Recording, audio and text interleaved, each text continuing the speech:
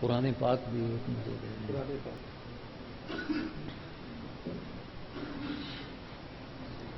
بسم اللہ الرحمن الرحیم الحمد للہ رب العالمین والصلاة والسلام على سید الانبیاء والمرسلین وعلى آلہ واصحابہ اجمعین اما بعد فاعوذ باللہ من الشیطان الرجیم بسم اللہ الرحمن الرحیم الا ان اولیاء اللہ لا خوف علیہم ولا هم يحزنون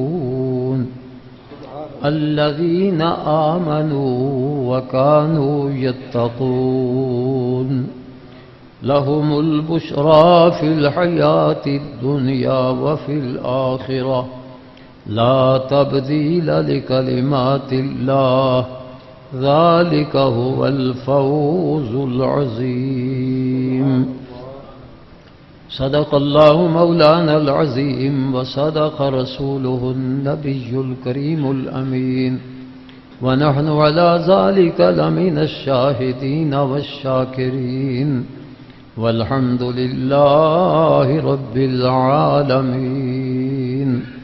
درود و سلام سارے حضرات بآواز بلند پڑھیں. الصلاة والسلام عليك يا سيدي يا رسول الله وعلى آلك وأصحابك يا سيدي يا حبيب الله. الصلاة والسلام عليك يا سيدي يا رحمة للعالمين وعلى آلك وأصحابك يا سيدي يا شفيع المذنبين. اللہ تعالی جل جلالہ وعم نوالہ اپنے پیارے حبیب کریم رؤوف الرحیم صلی اللہ تعالی علیہ وآلہ وسلم کے صدقے میری اور آپ کی حاضری اس پاکیزہ بابرکت مجلس میں قبول فرمائے. اللہ تعالی مجھے حق بیان کرنے کی، ہم سب کو حق سننے سمجھنے اور اس کو ماننے قبول کرنے کی توفیق عطا فرمائے.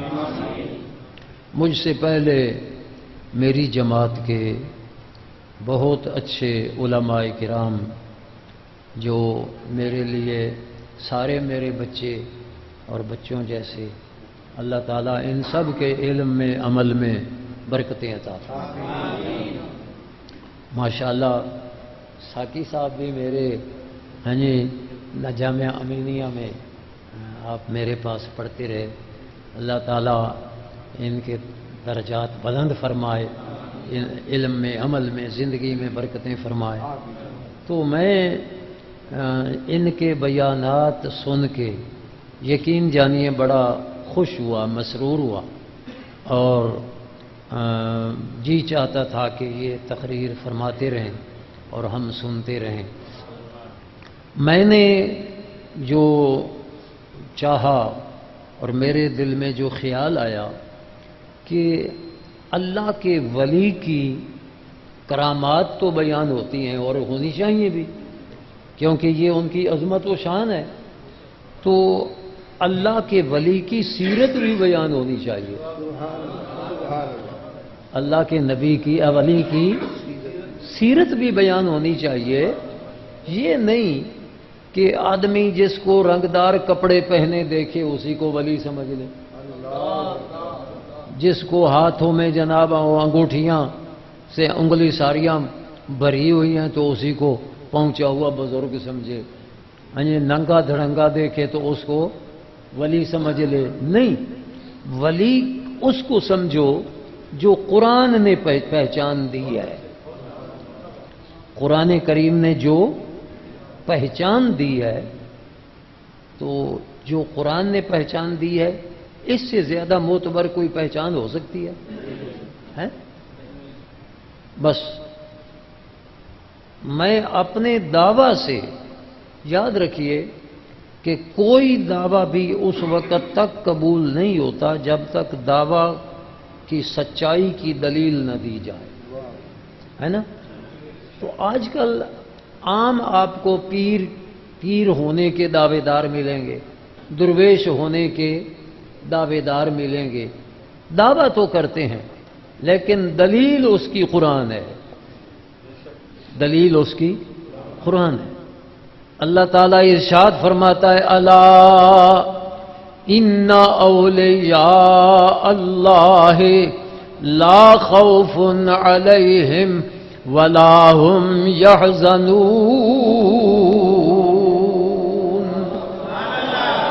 اللہ خبردار ہیں، یعنی یہ جگانے کے لیے ہے، یہ متوجہ کرنے کے لیے ہے، خبردار۔ آگے انا بے شک اولیاء اللہ، اللہ کے جو دوست ہیں، اللہ کے جو اولیاء یہ جمع ہے اور اس کا واحد ولی ہے۔ واحد کیا ہے؟ اور ولی دوست کو کہتے ہیں، ولی قریب کو کہتے ہیں۔ آج دنیا میں اگر بچپن میں دوستی ہو بھی صحیح نا، جب ایک آدمی کو بڑا مرتبہ مل جائے اور دوسرا ایسے چھوٹا سا رہے تو پھر وہ بڑا چھوٹے کو اپنا دوست کہتا ہے۔ اگر بچپن میں دوستی رہی بھی ہے تو ایک بڑے مرتبے پہ پہنچ گیا، دوسرا چھوٹے مرتبے والا رہ گیا، اور ایسے ہوتا ہی ہے۔ بچپن کے دوست سارے تو ایک مرتبہ نہیں ہوتے، تو جب کسی بڑے مرتبے پہ پہنچ جائے تو کبھی وہ چھوٹے مرتبے والے کو کہے گا یہ میرا دوست ہے؟ چھوٹے مرتبے والا تو کہے گا فلاں میرا دوست، فلاں میرا دوست تھا، لیکن بڑے مرتبے والا کبھی نہیں کہے گا کہ وہ چھوٹے مرتبے والا بھی میرا دوست۔ لیکن اللہ تعالیٰ کا کرم دیکھیے، وہ کتنا کریم ہے کہ وہ احکم الحاکمین ہے، اس سے بڑا تو کوئی نہیں نا، سب سے بڑا وہ ہے، اللہ اکبر، سب سے بڑا وہ ہے، اور بندہ کتنا چھوٹا ہے، اور وہ کریم بندے کو فرما رہا ہے یہ میرا دوست ہے۔ یہ اس کا کرم دیکھیے، اس کی مہربانی دیکھیے کہ وہ اتنا بڑی ذات ہو کر ایک چھوٹے سے مسکین کو فرما رہا ہے یہ میرا دوست ہے۔ تو اللہ اکبر، وہ بندہ کتنا خوش نصیب ہوگا جس کو اللہ فرمائے کہ یہ میرا دوست ہے، جس کو اللہ تعالیٰ فرمائے یہ میرا دوست ہے۔ فرمایا الا ان اولیاء اللہ، اللہ تعالیٰ فرماتا خبردار بے شک میرے جتنے بھی دوست ہیں، میرا دوست ایک نہیں، میرے تو بہت سارے دوست ہیں نا۔ ان اولیاء اللہ، میرے جتنے بھی دوست ہیں، لا خوف علیہم ولا هم یحزنون، نہ ان کو کوئی خوف ہوگا نہ غم ہوگا، نہ ان کو خوف ہوگا نہ۔ علماء کرام نے خوف اور غم میں فرق کیا کہ خوف کہتے ہیں آنے والے خطرہ سے جو ڈر ہوتا ہے نا، اس کو کیا کہتے ہیں؟ خوف۔ ایک آدمی سے کوئی جرم ہوا، اب وہ جرم اس کا ظاہر بھی ہو گیا، اب اس کو سزا ہونی ہے، ابھی پکڑا نہیں گیا، سمجھ آئیے نا؟ پکڑا نہیں گیا لیکن خوف ہے نا کہ پکڑا جاؤں گا اور جیل جاؤں گا، یہ خوف ہے کہ آئندہ میرے ساتھ یہ ہونے والا ہے، مجھے یہ سزا ملنے والی ہے، یہ خوف ہے۔ اور جو پہلے کام کیا تھا نا جس کی وجہ سے یہ خطرہ آ گیا ہے، اس گزشتہ کام کو یاد کر کے جو بندے کو فکر لاحق ہوتی ہے، پریشانی ہوتی ہے، اس کو حزن کہتے ہیں، اس کو حزن کہتے ہیں۔ اللہ تعالیٰ فرماتا ہے میرے دوستوں کو نہ خوف ہوگا نہ حزن ہوگا۔ اب کافروں کو، منافقوں کو، فساق و فجار کو کیا خوف ہوگا، کیا حزن ہوگا؟ حدیث پاک میں آتا ہے کہ جب قبریں کھولیں گی نا اور قبروں سے نکلیں گے کافر، منافق، فساق، فجار، تو ان کی قبر کے باہر ایک جانور ہوگا، بڑا بھاری بھرکم جانور. وہ جب قبر سے یہ نکلے گا زندہ ہو کر تو وہ جانور اس کے اوپر چڑھنے کے لیے آگے بڑھے گا. جیسے کوئی اگر ہاتھی ہمارے جیسے کمزور انسان پر چڑھنے کے لیے آگے بڑھے تو پھر ہم ڈریں گے کہ نہیں ڈریں گے؟ اتنا بھاری بھرکم ہاتھی میرے اوپر چڑھ رہا ہے، تو وہ ہاتھی سے بھی کوئی بڑی بلا ہوگی جو اس پر چڑھنے کے لیے آگے بڑھے گی، لیکن وہ بندہ اس سے بچنے کی کوشش کرے گا اور وہ جانور کہے گا نہیں، تو بچ نہیں سکتا، تجھے میرا بوجھ اٹھانا پڑے گا. یہ پوچھے گا کہ اے خطرناک جانور، تو کیا بلا ہے جو میرے اوپر چڑھائی کرنے کے لیے آگے بڑھ رہا ہے؟ تو وہ کہے گا میں تیرا کفر ہوں، تیری منافقت ہوں، تیرے گناہ، فسق و فجور، تیرے ظلم، مجھے اٹھا کر تو نے جہنم کی طرف جانا ہے. اب بتاؤ وہ کتنا ڈرے گا کہ کوئی نہ؟ اسی کو خوف کہتے ہیں کہ اب یہ میرے اوپر چڑھے گا، اس اتنے بھاری بھرکم جانور کو اٹھا کر چل کدھر رہا ہوں؟ جہنم کی طرف. اور جہنم کا شور وہ سنائی دے گا. یہ بندہ ڈرتا جا رہا ہے کہ اب میں جہنم میں جا رہا ہوں، اتنا بوجھ بھی اٹھایا ہوا ہے، جا بھی کہاں رہا ہوں؟ جہنم میں. یہ خوف ہے. اب اس کو یاد آئے گا کہ اللہ نے مجھے 50 سال زندگی دی، 60 سال زندگی دی، 100 سال زندگی دی، 150 سال زندگی کی دی. میں نے وہ کفر میں، منافقت میں، فسق و فجور میں، لہو و لعب میں کیوں گزار دی؟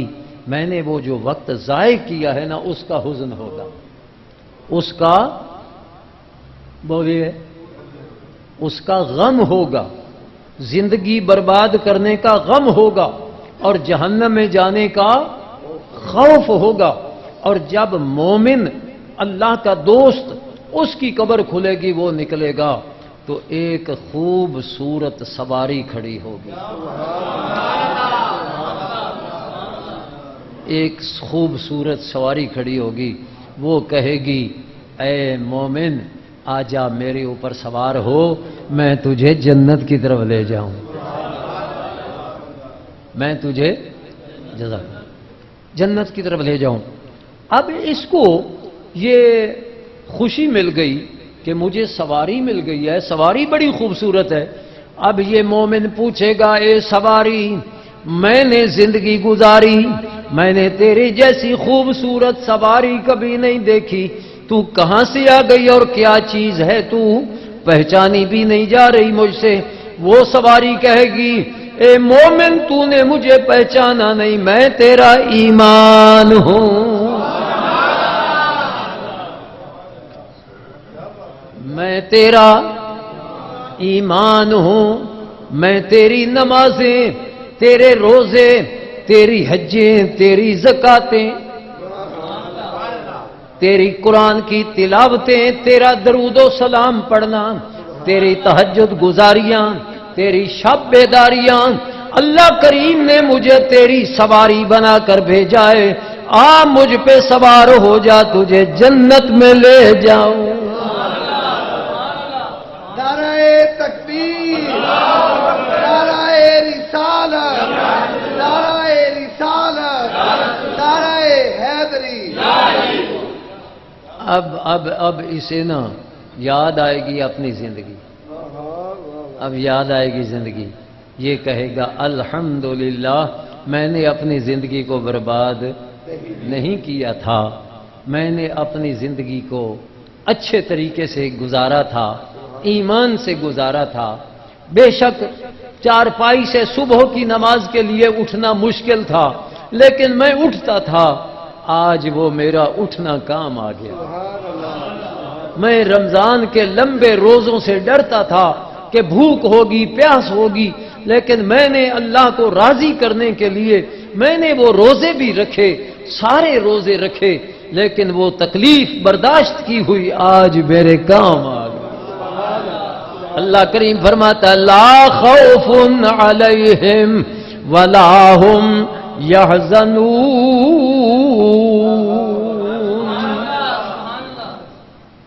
میرے دوستوں کو نہ خوف ہوگا نہ غم ہوگا، نہ زندگی برباد کرنے کا غم اور نہ جہنم کا خوف، بلکہ جب یہ جنت کی طرف جا رہے ہوں گے قرآن کریم فرماتا ہے ان الذین سبقت لهم من الحسنى اولئک عنها مبعدون لا يحزنهم الفزع الاکبر وتتلقاهم الملائکہ هذا يومكم الذي كنتم توعدون۔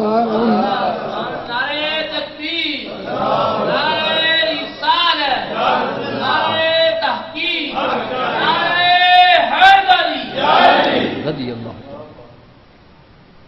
تتلقاهم الملائکہ، آگے فرشتے استقبال کرتے ہیں، فرشتے استقبال کرتے ہیں تتلقاهم الملائکہ ھذا یومکم، اے مومن یہ آج تمہارا دن ہے،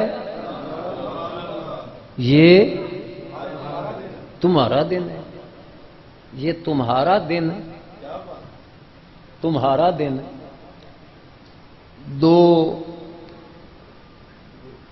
دو جماعتیں آپس میں مقابلہ کرتی ہیں، جو جماعت جیت جائے کیا کہا جاتا ہے؟ آج فلاں کا دن ہے، کیوں جی؟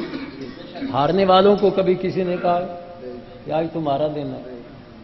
جیتنے والوں کو کہتے ہیں نا آج فلاں ٹیم کا دن ہے نا؟ کسی کی شادی ہو اس کو دوست کیا کہتے ہیں؟ آج تمہارا دن ہے، آج تمہارا۔ یہ اللہ والے ہیں جن کو فرشتے کہہ رہے ہیں اے اللہ والو، اے اللہ کے دوستو آج تمہارا دن ہے، یومکم الذی کنتم توعدون، آج تمہارا دن ہے۔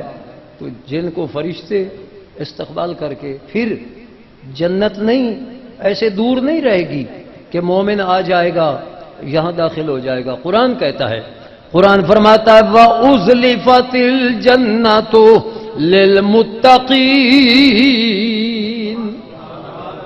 جنت خود چل کے آ جائے گی۔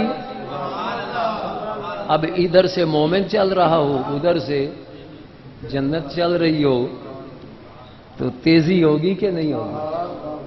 اُزْلِفَتِ الْجَنَّةُ لِلْمُتَّقِينَ، جنت کو متقیوں کے قریب کیا جائے گا۔ یہ مرتبہ ہے اللہ کے دوستوں کا، اللہ کے ولیوں کا، یہ مرتبہ ہے، ان کی پہچان۔ ایک اور بھی اس کی تفسیر میں قول ہے لیکن میں اس کو اب یہیں پہ رکھتا ہوں، شان تو ہمیں پتہ چل گیا بڑی شان ہے، لیکن پہچان کیا ہے؟ اللہ کریم فرماتا ہے الذین آمنوا، الذین آمنوا، میرے ولی کی پہچان یہ ہے کہ وہ ایمان والا ہوگا۔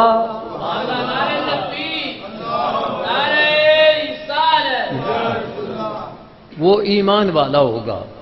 ہندو ولی نہیں ہو سکتا، سکھ نہیں ہو سکتا، عیسائی، یہودی، کوئی بد مذہب مجوسی ولی نہیں ہو سکتا۔ ولی ہونے کے لیے رسول اللہ علیہ السلام کا غلام ہونا ضروری ہے۔ الذین آمنوا، ایمان والا ہونا، اور ایمان والوں کو کیا کہتے ہیں؟ مومن۔ کیا کہتے ہیں؟ مومن، اور اس کی جمع مومنون بھی اور مومنین بھی، اسی مومن کی جمع ہے۔ اور دوسری نشانی فرمایا الذین آمنوا وکانوا یتقون، پہلی نشانی یہ ہے کہ ایمان والا ہوگا اور دوسری نشانی یہ ہے کہ متقی ہوگا۔ یعنی بے ایمان بھی ولی نہیں ہو سکتا اور فاسق و فاجر بھی فاسق و ولی نہیں ہو سکتا۔ اب میں نے قرآن اس لیے منگایا تھا کہ اللہ نے ولی کی پہچان بتائی کہ ایمان والا ہو اور متقی ہو، تو قرآن سے پوچھتے ہیں ایمان والے کی نشانی کیا ہے، ایمان والے کی پہچان کیا ہے۔ آج کئی لوگ نا پیر بن کر آتے ہیں مریدوں کے پاس، تو اذان ہوئی نا مسجد میں، انہوں نے کہا مرید ادھر ہی مصلی ڈال دو، ہم نہیں جا سکتے ادھر، بس ادھر ہی نماز پڑھ دو۔ کیا دکھلاوا کیا کرنا ہے، ہم ادھر ہی نماز پڑھ لیتے ہیں۔ کئی تو پڑھتے ہی کوئی نہیں، کسی نے کہا ادھر ہی پڑھ لیتے ہیں۔ جو پڑھتے ہی نہیں نا، انہوں نے عجیب عجیب ٹیٹو لگائے ہوئے ہیں۔ وہ ایک آستانہ سنا بنا ہوا تھا، وہاں مسجد بھی بنی ہوئی، لیکن مریدوں کو وہ پیر صاحب کہتے کہ تم نماز پڑھو، ہماری نماز مدینے ہوتی ہے، ہماری نماز ہم مدینے پڑھتے۔ وہ بولے بالے پیر مرید تھے، وہ پڑھ لیتے اور ان کے ذہن میں یہی تھا کہ پیر صاحب مدینے جا کر پڑھتے۔ کوئی ساکی صاحب جیسا کوئی عقل مند آدمی بھی چلا گیا تو وہ دیکھا کہ مرید سارے نماز پڑھ رہے ہیں اور پیر صاحب کوئی نہیں۔ اس نے مریدوں سے پوچھا کہ حضرت صاحب کیوں نہیں آئے نماز پڑھنے؟ انہوں نے کہا حضرت صاحب نے ادھر کبھی نہیں نماز پڑھی، وہ مدینے ہی جا کر پڑھتے ہیں ہر نماز۔ تو وہ پیر صاحب سے بھی ملے، انہیں بھی پوچھا کہ حضرت صاحب آپ نماز پڑھنے نہیں آئے تو کیا وجہ ہے؟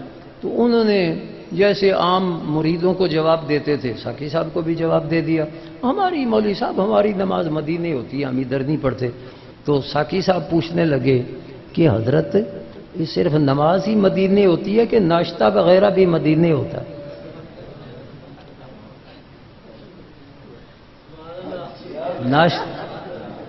ناشتہ روٹی وہ بھی مدینے ہوتا ہے کہ ککڑ کھانے کے لیے ادھر اور نماز کے لیے مدینے ہیں؟ یہ ہے حال۔ پھر ہم یہ ہمارے حضرت صاحب مولویانوں کی پتا جتھے حضرت صاحب پہنچے نے اتے وہ بابا نور شاہ ولی نا میرے قریب، تو ہسپتال سے ایک راستہ قبرستان میں سے آتا ہے، تو بڑے عرصے کی بات ہے، اس وقت میں جوان تھا، تو پیدل ہسپتال والے راستے سے ادھر جا رہا ہوں، تو ادھر ایک قبر تھی اور قبر کے قریب آگ جل رہی تھی، دھواں، اس پر ایک ملنگ بیٹھا تھا، اس نے کپڑے سارے اتارے ہوئے ہیں، میرے آگے آگے ایک سائیکل والا لڑکا جا رہا تھا، تو اس نے وہاں سائیکل کھڑی کی اور جا کر اس کے گوڈے کو ہاتھ لگایا، پھر ایسے کیا تو پھر آیا، اتنے تک میں بھی اس کے قریب آ گیا۔ میں نے کہا نوجوان ادھر کیا کیا؟ دیکھ تو میں رہا تھا، میں کیا نوجوان ادھر کیا کیا؟ وہ کہنے لگا یہ بزرگ پہنچے ہوئے بزرگ ہیں اور میں نے ان کو سلام کیا ہے۔ تو میں نے کہا کہاں پہنچے ہوئے؟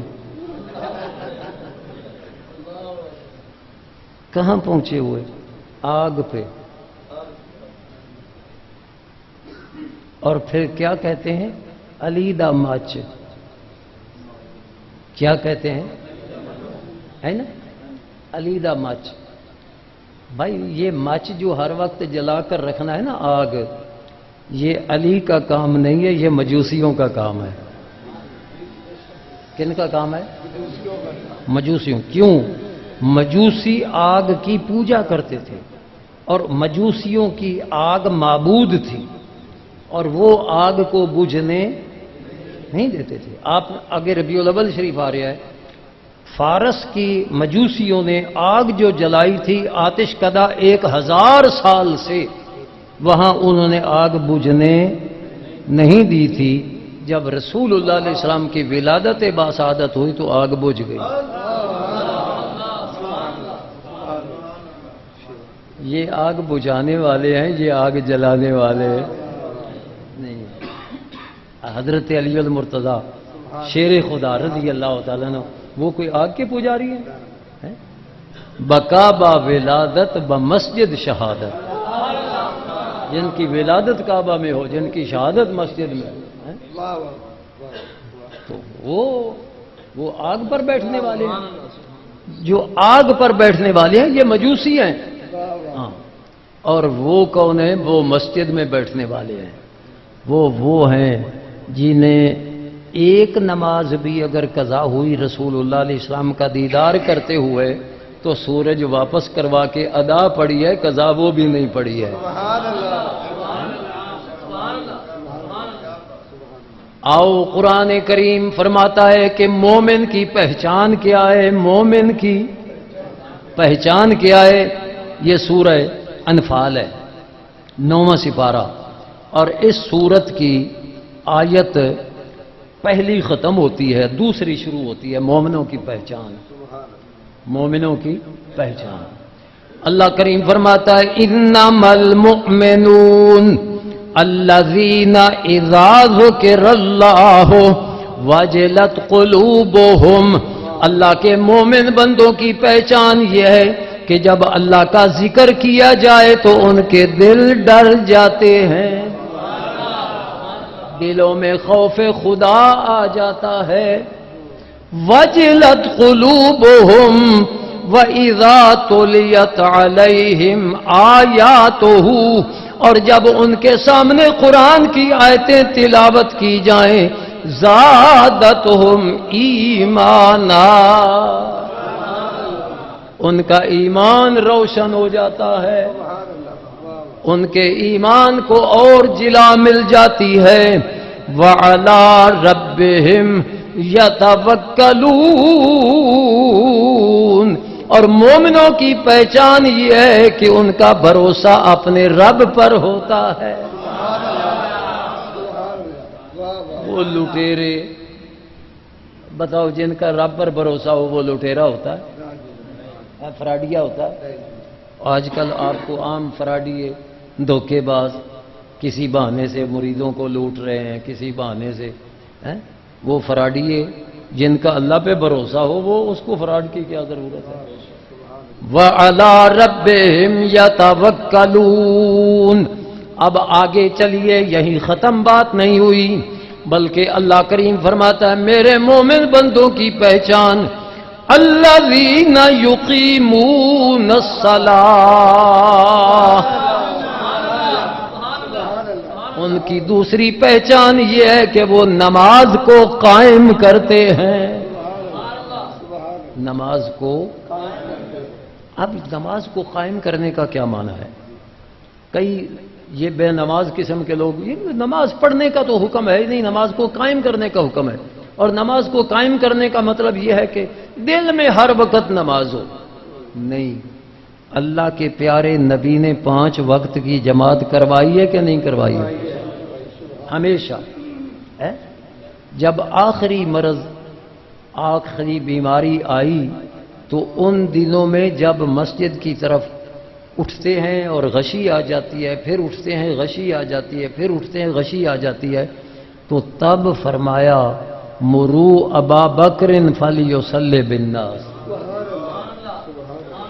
اب ابو بکر کو کہو وہ لوگوں کو نماز پڑھا دے۔ کیا جی؟ کس کو حکم دیا؟ اپنے مصلی پہ کھڑا کرنے کا حکم کس کو دیا؟ حضور کی نگاہ انتخاب نے اپنے مصلی کے لیے کس کو منتخب کیا؟ واہ صدیق اکبر، کیا شان ہے! مرو ابا بکر ان یصلی بالناس، اب حضور علیہ السلام کی علالت میں، بیماری میں صدیق اکبر نمازیں پڑھا رہے ہیں۔ حدیث پاک بخاری مسلم صحاح میں موجود ہے، رسول اللہ علیہ السلام کی طبیعت ایک نماز کے وقت جی چاہا کہ میں 2 آدمیوں کے سہارے سے چلا جاؤں اور با جماعت نماز پڑھوں، تو 2 آدمیوں کے سہارے پہ حضور چل کے آ رہے ہیں، صدیق اکبر نماز پڑھا رہے ہیں۔ رسول اللہ علیہ السلام نے فرمایا مجھے ابو بکر صدیق کے بائیں طرف بٹھا دو۔ کہاں بٹھا دو؟ بائیں طرف، کیونکہ جب ایک امام ہو اور ایک مقتدی ہو تو پھر امام مقتدی کے بائیں طرف ہوتا ہے اور مقتدی امام کے دائیں طرف ہوتا ہے۔ اور حضور علیہ الصلوۃ والسلام نے فرمایا یہ حضور نے کھڑے ہو کر بھی نمازیں زیادہ پڑھی ہیں اور بیٹھ کر بھی حضور نے نماز پڑھ کر دکھائی ہے۔ حضور علیہ الصلوۃ والسلام نے یہ نہیں فرمایا کہ اب کرسی لے آؤ، کرسی پہ بیٹھ کے میں نماز پڑھاتا ہوں۔ کہاں بیٹھے؟ کہاں بیٹھے؟ تو یہ کیا ہے؟ آپ کی مسجد میں تو میں صرف ایک دیکھ رہا ہوں، کئی مسجدیں تو ہیں ان میں جناب لائن لگی ہوئی ہے، آہو۔ اور حضور علیہ الصلوۃ والسلام نے اپنی طبیعت کی ناسازی میں کرسی پر بیٹھ کے نماز، کہاں بیٹھ کے نماز پڑھی ہے؟ زمین پہ۔ یہ جو بچے ہیں تھوڑی عمر والے، یہ تو شاید سنبھلے ہوں تو انہوں نے کرسیاں ہی دیکھی ہوں مسجد میں۔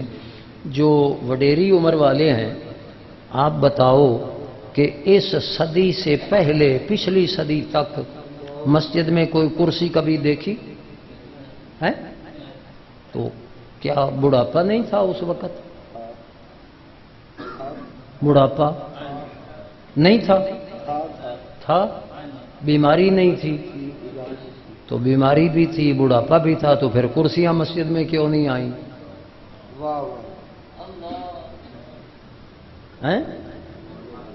کرسیاں آئی ہیں مسجد میں؟ تو اب بڑھاپا آ گیا ہے، اب بیماری آ گئی ہے۔ بڑھاپا بیماری تو پہلے 14 صدیاں بھی رہی ہے، اور ان 14 صدیوں میں مسجد میں کرسی نہیں آئی۔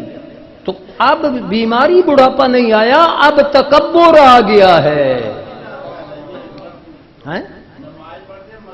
ہاں، اب تکبر آیا ہے۔ نئی چیز جو آئی ہے وہ، پہلے جو مسجد میں آتے تھے وہ خشوع اور خضوع والے تھے، آج جو مسجد میں آتے ہیں وہ اپنی چودراہٹ اور تکبر مسجد میں بھی نہیں چھوڑتے، اور تکبر والوں کی نماز قبول نہیں ہے۔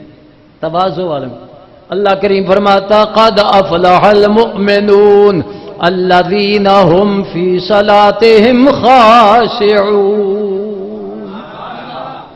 جو نماز خشوع کے ساتھ پڑھتے ہیں۔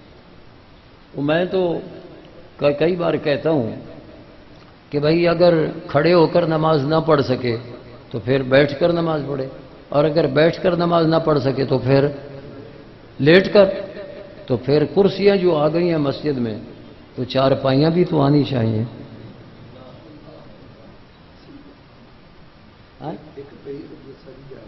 ہاں، انہوں رکھو، نمازی نہیں آن گے، ادھر سامنے کر کے رکھو، جڑی ایک پئی ہوندی ہے نا، انہوں انج پڑھو، انج جی میں پرندہ نہیں گلیل تو نسدا، انج نسن گے۔ انہوں رکھو بھلا کوئی اور بیٹھن واسطے ہے تیار۔ کرسیاں بھی چاہیے نے جنہ تے پتہ لگے پہ فرعون صاحب بیٹھے نے۔ ہاں جی، تو یاد رکھو جو نماز قائم کرتے ہیں، نماز قائم کرتے ہیں، یہ اللہ کے مومن بندوں کی پہچان۔ الذین یقیمون الصلاۃ، نماز قائم کرتے ہیں کا کیا مطلب ہے؟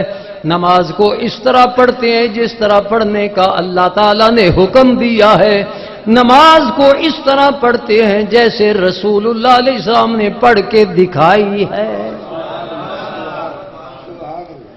یعنی با جماعت پڑھتے ہیں، گھر نہیں پڑھتے، فرض جماعت کے ساتھ پڑھتے ہیں، فرض جماعت کے ساتھ پڑھتے ہیں۔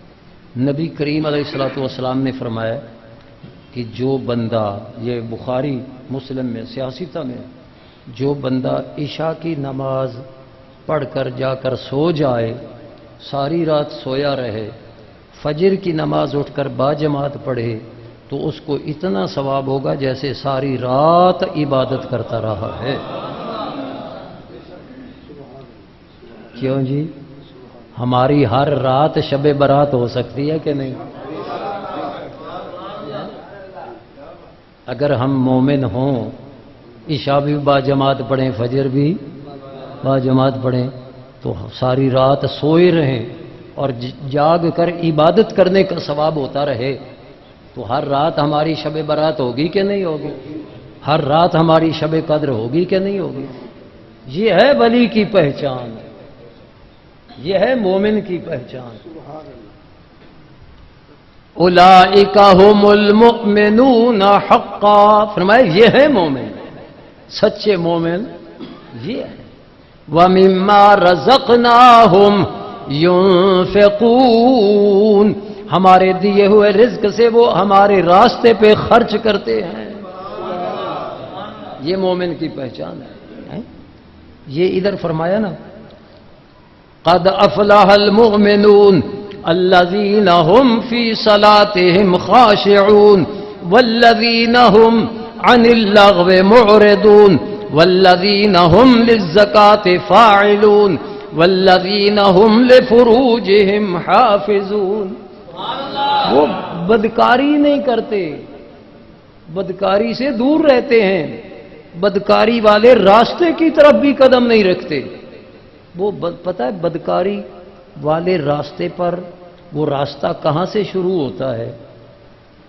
سب سے پہلے نظر جب چہرے پہ پڑتی ہے، سمجھ آئیے کہاں سے شروع ہوتا ہے راستہ؟ آنکھ سے۔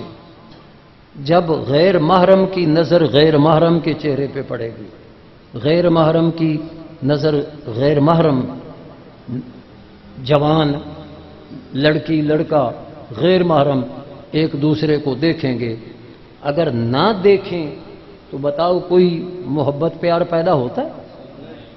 دیکھنے سے ہوتا ہے نا۔ تو یہ راستے کا پہلا قدم ہے۔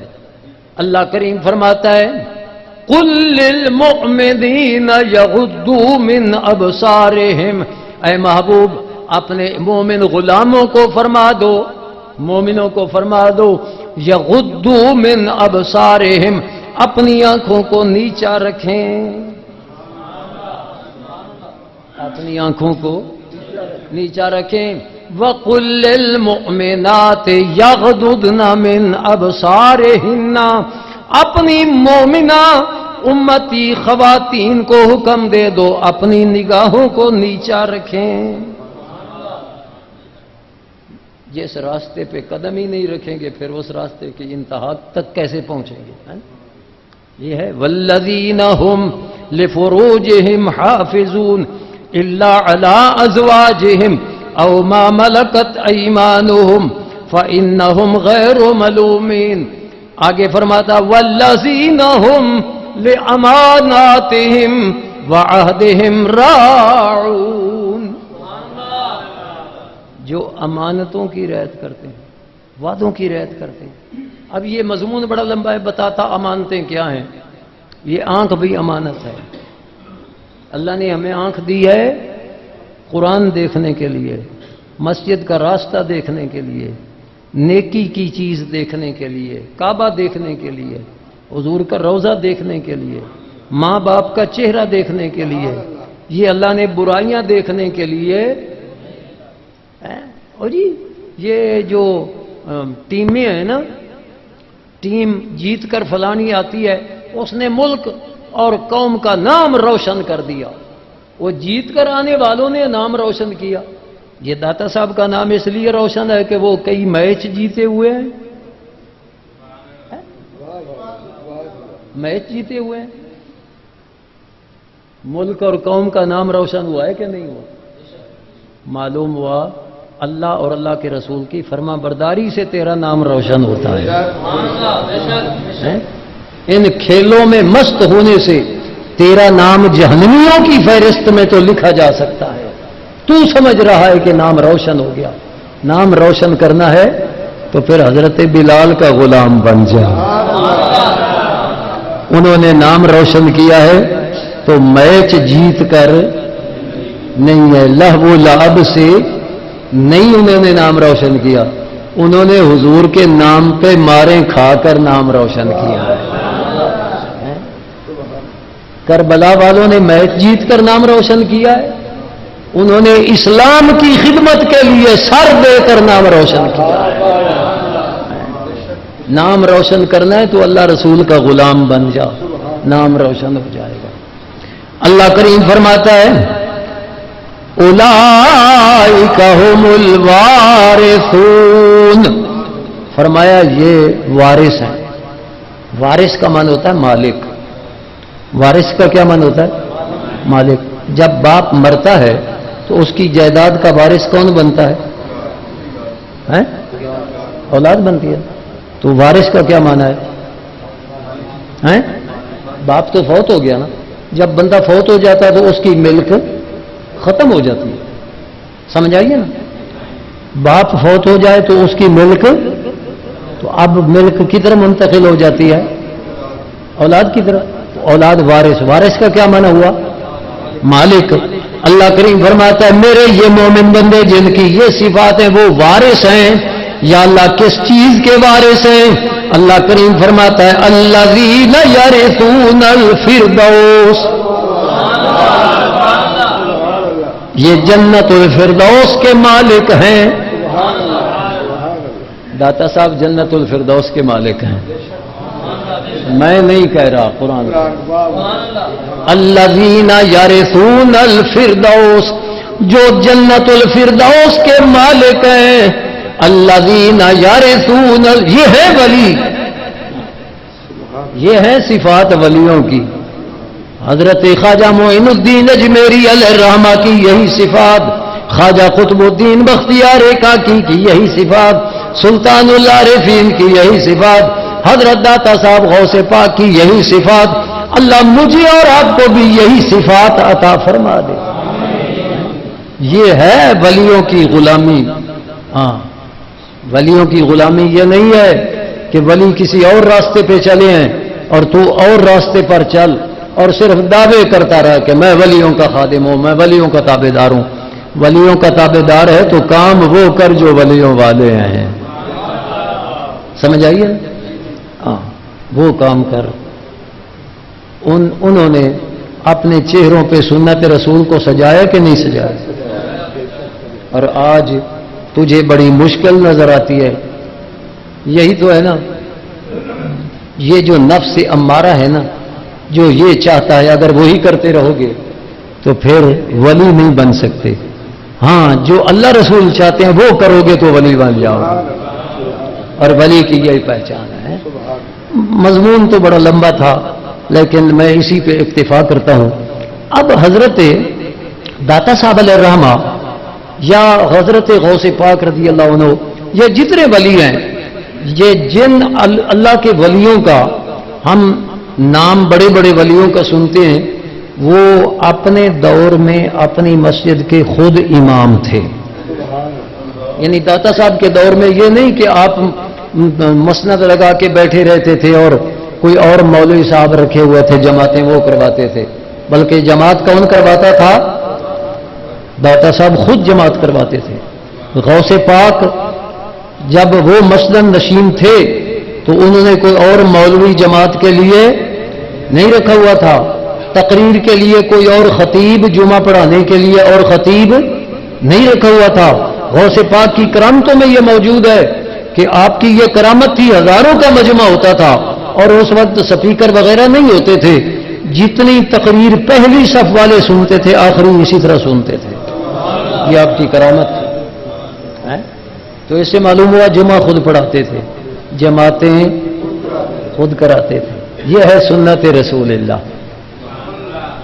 اسی لیے اعلیٰ حضرت فرماتے ہیں جس کی ہر ہر ادا سنت مصطفیٰ، جس کی ہر ہر ادا سنت مصطفیٰ، جس کی ہر ہر ادا سنت مصطفیٰ، ایسے پیر طریقت پہ لاکھوں سلام.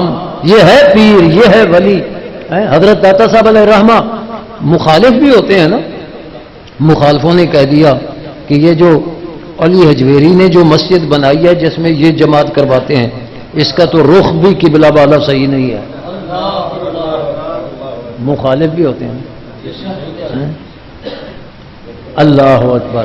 پھر داتا صاحب ہے نا، فرمایا چلو آج شام کو آ کر نماز پڑھنا دیکھیں گے رخ صحیح ہے کہ نہیں ہے.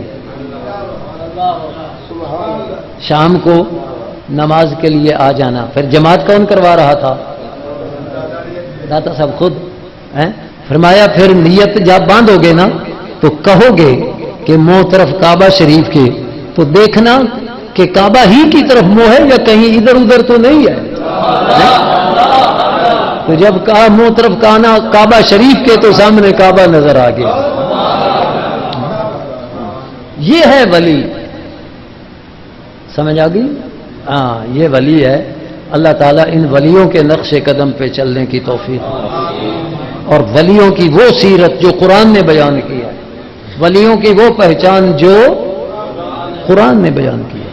کیونکہ قرآن سے زیادہ معتبر کوئی کائنات کی کلام. اللہ تعالیٰ فرماتا ہے فَبِأَيِّ حَدِيثٍ بَعْدَهُ يُؤْمِنُونَ. اس کے بغیر پھر اس کے بعد کون سی بات ہے جس پر ایمان لاؤ گے؟ یعنی قرآن سے کوئی معتبر اور چیز ہے؟ اللہ تعالیٰ اس محفل کو قبول فرمائے. آپ وعدہ فرمائیں کہ نماز باجماعت پابندی سے پڑھیں گے. اور ایک بات یاد رکھیے، ہم مثلا دیر تک جاگتے رہے، ہم سوئیں گے. جب آپ سوئیں گے نا تو نیت کر کے سوئیں کہ فجر کی نماز اٹھ کر باجماعت پڑھنی ہے. تو یہ بھی ہو سکتا ہے کہ نیند کا اتنا غلبہ ہو کہ جاگ بھی نہ آئے، سورج چڑھ جائے پھر اٹھیں. تو نبی کریم علیہ السلام نے یہ بھی سنت دی ہے. حضور علیہ الصلوۃ والسلام اور آپ کے صحابہ ایک سفر میں تھے، تو رات کا کافی حصہ گزر گیا چلتے چلتے. ساتھیوں نے کہا جی تھک گئے تو اب آرام کرنا چاہیے. رسول پاک علیہ الصلوۃ والسلام نے فرمایا کہ آرام تو کر لیتے ہیں لیکن مجھے خطرہ ہے کہ کہیں فجر کی نماز نہ قضا ہو جائے سونے سے. تو حضرت بلال کہنے لگے یا رسول اللہ علیہ السلام آرام کر لیں تو میں جاگتا رہوں گا، میں نماز کے لیے اذان بھی کہوں گا، اٹھا دوں گا سب کو. چونکہ حضور فرما چکے تھے کہ خطرہ ہے کہ نماز قضا نہ ہو جائے. تو سارے ساتھی سو گئے، حضور بھی آرام فرما ہو گئے. تو حضرت بلال رضی اللہ عنہ اپنے وعدہ کے مطابق وہ اونٹ کے پلان کے ساتھ ٹیک لگائی اور مشرق کی طرف چہرہ کر کے جاگتے رہے کہ جب پاؤں پھٹے گی اذان کہوں گا تو ساروں کو جگا دوں گا. تو وہ یہیں بیٹھے بیٹھے سو گئے. جب سورج چڑھ گیا نا تو جاگ آئی. اب یہ پہلا موقع تھا کہ صحابہ کرام کی نماز قضا ہو گئی، حضور کی نماز بھی ساتھ قضا ہو گئی. صحابہ بڑے گھبرائے. یاد رکھیے یہ رسول اللہ علیہ الصلوۃ والسلام فرماتے ہیں کہ میں جب سوتا ہوں تو میرا دل جاگتا رہتا ہے، آنکھیں آرام کرتی ہیں. تو جب جس کا دل جاگتا رہے نماز کیوں قضا ہوئی؟ آپ اپنی امت کو ایک مسئلہ بتانا چاہتے تھے کہ اگر تمہیں جاگ نہ آئے، نماز قضا ہو جائے، سورج چڑھ جائے، جس وقت اٹھو پہلا کام نماز پڑھو. پہلا کام کیا کرو؟ نماز پڑھو. اب وقت جا چکا ہے، قضا پڑھو گے، لیکن تمہیں افسوس بھی ہوگا کہ میری نماز وقت سے کیوں رہ گئی، جماعت سے کیوں رہ گئی. یہ افسوس کرو گے، توبہ کرو گے، نماز قضا پڑھو گے، ثواب تمہیں ادا کا ہوگا. اور نماز قضا کا گناہ نہیں ہوگا. کیوں؟ کہ یہ نیند تم پر غالب آ گئی، تم جاگ نہ سکے. ہاں اگر جاگ آ جائے تو پھر سستی نہ کرو، پھر سستی کرو گے گناہگار ہوگے. اور اگر جاگ ہی نہیں آتی، قضا بھی ہو جاتی ہے، اٹھ کر قضا پڑھو اور اپنی نماز کے قضا ہونے پر افسوس کرو تو ثواب ادا کا مل جائے گا. تو اس لیے نماز پڑھو میرے بھائیو. کئی لوگ جب مصیبت میں گرفتار ہوتے ہیں نا تو مجھے بچیاں بھی آ جاتی ہیں، بچے بھی آ جاتے ہیں، بڑے بھی، اسی طرح بہنیں مائیاں بڑی عمر والے بھی، کوئی جی سانو وظیفہ دسو، بڑے پریشان ہاں، وظیفہ دسو. تو میں کہتا ہوں کہ ہم مسلمانوں کے لیے نماز سے بڑا وظیفہ نماز سے کوئی نہیں.